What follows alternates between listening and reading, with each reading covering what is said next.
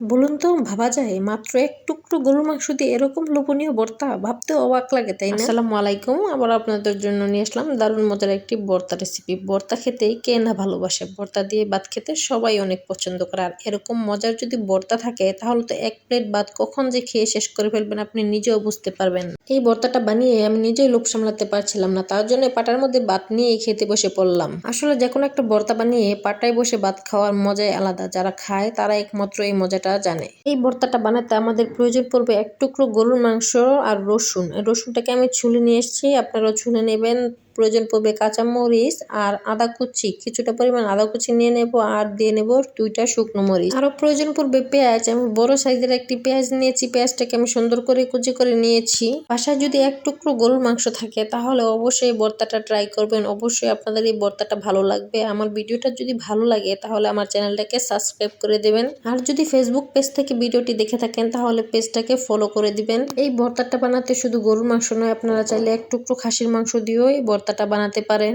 এখন আমি মাংসের টুকরোটাকে সুন্দর করে কুচি করে কেটে নিব। এত বড় মাংসের টুকরো তো তাড়াতাড়ি সিদ্ধ হবে না, তার জন্য আমি সুন্দর করে এটাকে কুচি করে নেব। এই মাংসের টুকরোটাকে আমি একটা ছুরির সাহায্যে সুন্দর করে ছোট ছোট টুকরো করে কেটে নিচ্ছি। কেটে নিয়ে তারপর আমি এটাকে আবারও সুন্দর করে কিমা কিমা করে নেব।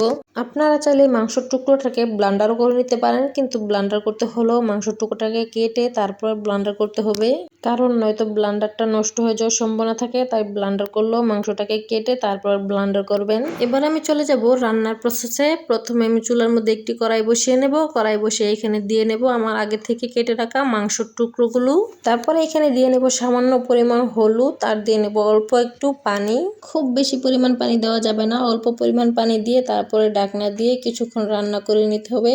ঢাকনা দিয়ে ডেকে কিছুক্ষণ রান্না করলে মাংসটা অল্প পরিমাণ সিদ্ধ হয়ে যাবে। তারপরে যখন দেখতে পাবেন পানিটা একদম শুকিয়ে গেছে, তখন এইখানে অন্যান্য উপকরণগুলো অ্যাড করে নিতে হবে।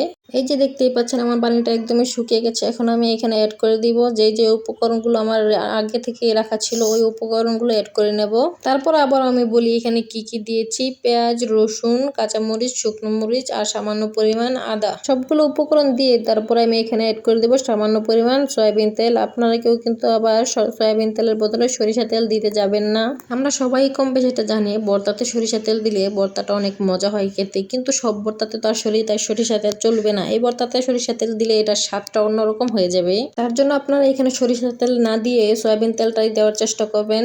এখন সবগুলো উপকরণ সুন্দর করে নেড়ে চেড়ে বেজে নিতে হবে। আপনারা চাইলে শুকনো মরিচ দুটো অন্যভাবে আলাদাভাবেও বেজে নিতে পারেন। চুলার আঁচটাকে মিডিয়ামে রেখে একটু সময় নিয়ে এগুলোকে বেজে নিতে হবে। এগুলো সোনালী কালার হওয়ার আগ পর্যন্ত সুন্দর করে বেজে নিতে হবে। আবার বাছতে বাছতে মাংসগুলোকে একদম শক্ত করে ফেলা যাবে না, মাংসগুলো নরমই থাকবে, কিন্তু সোনালী কালার করে বেজে নিতে হবে। এই তো দেখতেই পাচ্ছেন আমি কত সুন্দর করে বেজে নিয়েছি। তারপরে কিছুক্ষণ আপনারা রেখে দিবেন ঠান্ডা হওয়ার জন্য। আমি ঠান্ডা করে তারপর আমি নিয়ে নিলাম পাটার মধ্যে বাটার জন্য।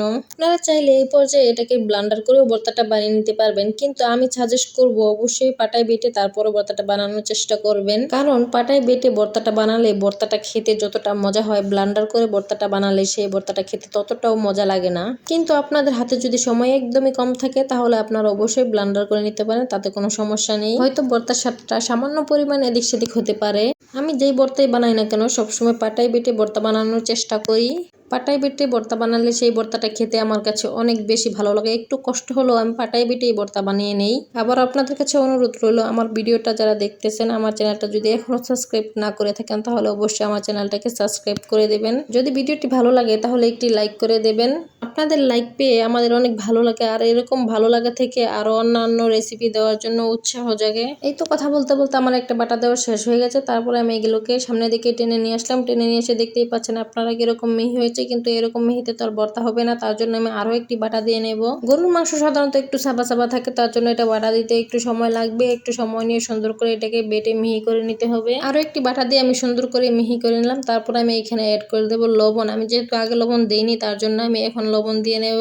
আপনারা যদি ভাজার সময় লবণ ব্যবহার করে থাকেন তাহলে এখন আর লবণ ব্যবহার করার প্রয়োজন নেই। এই যে ভর্তাটা বানিয়ে তারপর আমি পাটায় ভাত নিয়ে ভাতটা খেয়ে নিয়েছিলাম, কারণ এরকম সব ভর্তা সামনে পেলে লোভ সামলানো যায় না। তার জন্য এই সাথে সাথে ভাত নিয়ে তারপর ভাতটা খেয়ে তারপরে আমি ভর্তাটা রাখি। দেখতেই পাচ্ছেন ভর্তাটা কতটা লোভনীয় হয়েছে। এরকম লোভনীয় ভর্তা যদি আপনার সামনে আসে তাহলে আপনার পেটের ভিতরেও ক্ষুধা ইঁদুর দৌড়াতে থাকবে। যদিও পেট ভরা থাকবে তারপরও ক্ষুধা ইঁদুর দৌড়াবে, কখন আপনি ভাত খাবেন এটা ভাবতে থাকবেন। কারণ ভর্তাটা এতটা লোভনীয় যে দেখলেই পেটের মধ্যে ক্ষুধা চলে আসবে। একটু গরুর মাংস দিয়ে এই ভর্তাটা আপনারা পরিবারের সবাই খেতে পারবেন। এতক্ষণ যারা আমার ভিডিওটা দেখছেন তাদেরকে অসংখ্য ধন্যবাদ। আমার চ্যানেলটা যদি এখনো সাবস্ক্রাইব না করে থাকেন তাহলে অবশ্যই সাবস্ক্রাইব করে দেবেন।